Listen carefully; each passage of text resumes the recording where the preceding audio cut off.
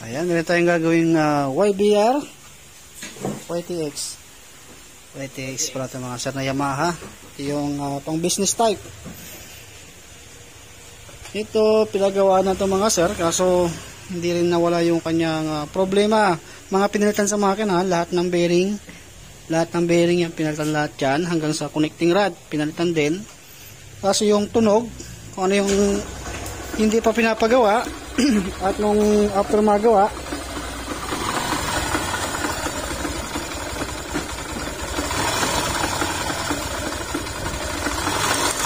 yan, parang may bumaboy sa loob ng makina.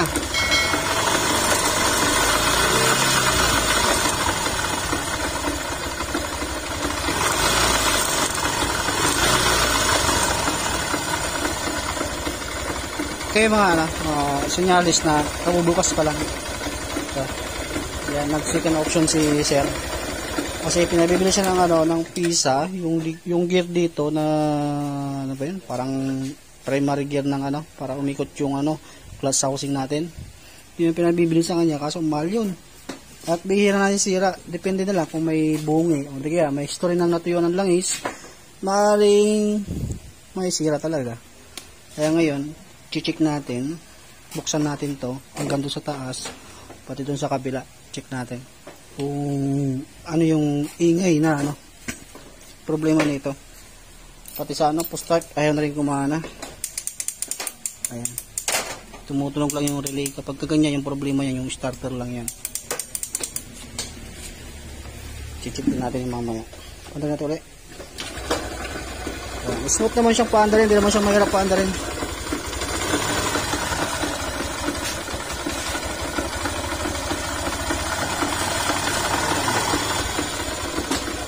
Yan yung gagawin natin mga sir.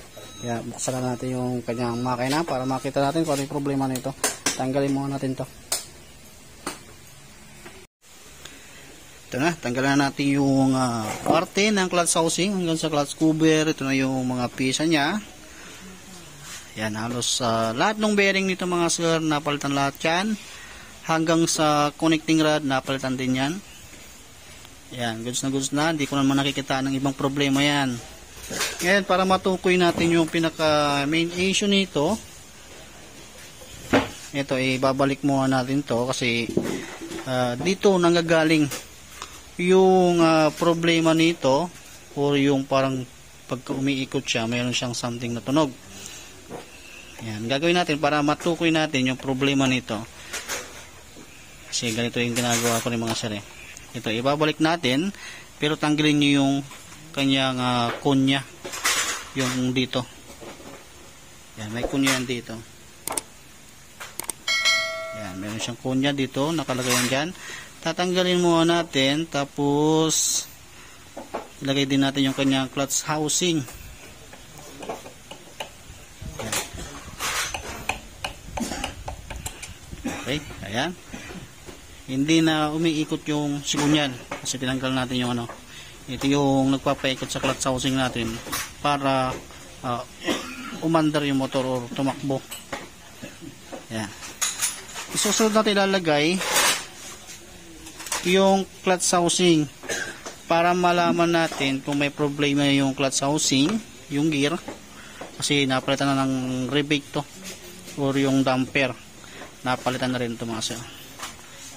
Ayan, yan yung marking kapag nagpapalit. Okay, ayan, paikutin nyo. Ayan, ito mayroon siyang hinto. Ayan, okay, para maging klaro, ilagay natin yung clutch boost. Okay, ilagay natin para ilagay ko muna yan. Ayan, washer, ilagay natin to para malaman natin yung problema nito, kung bakit na gano'n na lang tunog niya kapag umaandar. Ilak ko kumari. Ayan, tapos paikutin nyo to.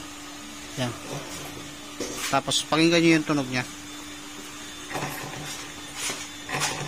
Ayan, diba parang gano'n na yung tunog niya nung umaandar, yung nakakabit pa yung mga cover.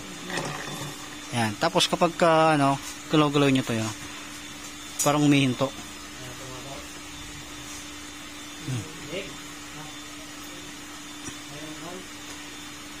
Ah.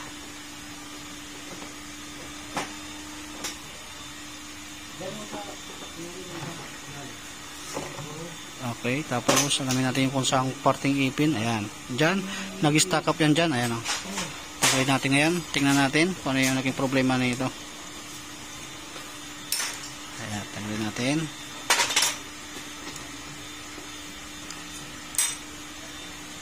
Ayan. Doon sa parte dito. Ayan.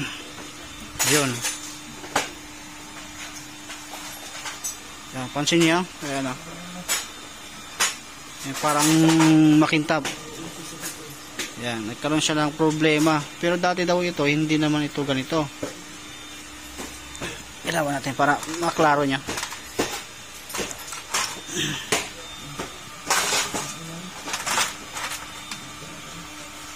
Saan na yan?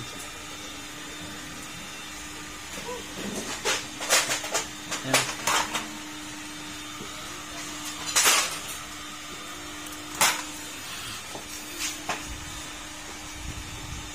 To. Ayan. Ayan. So na yung bukod tanging mayroon ganyan.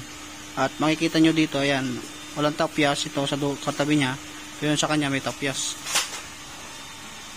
Ayan. Kaya yung nagpapaingay. Kaya ibig sabihin, ang nasira dyan, yung mismong clutch housing gear.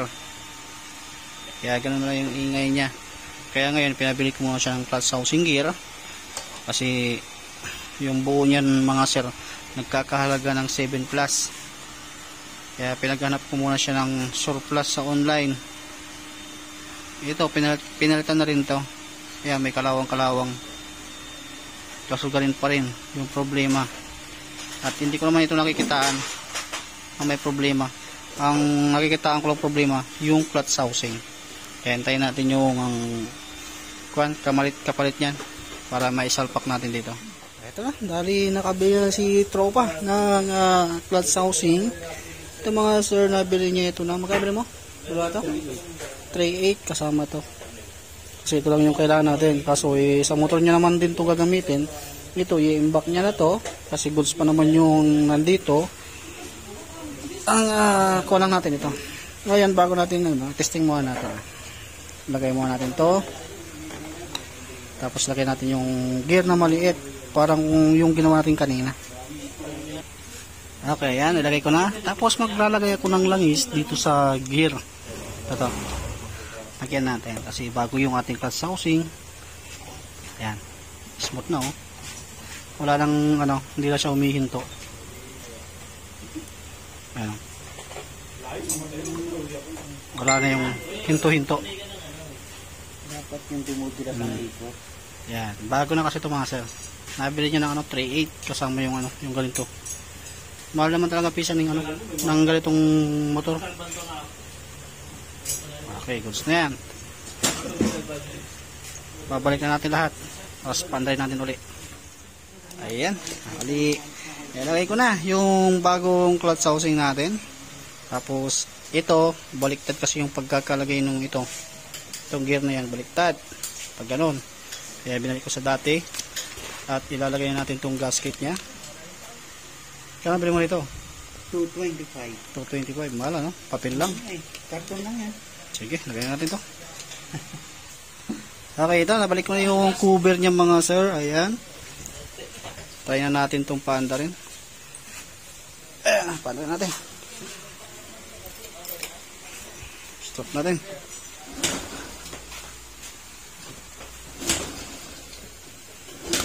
Lahat ang gas? Meron. Ha? Yung Binawas ko kayo ng gas? ayan, manda na.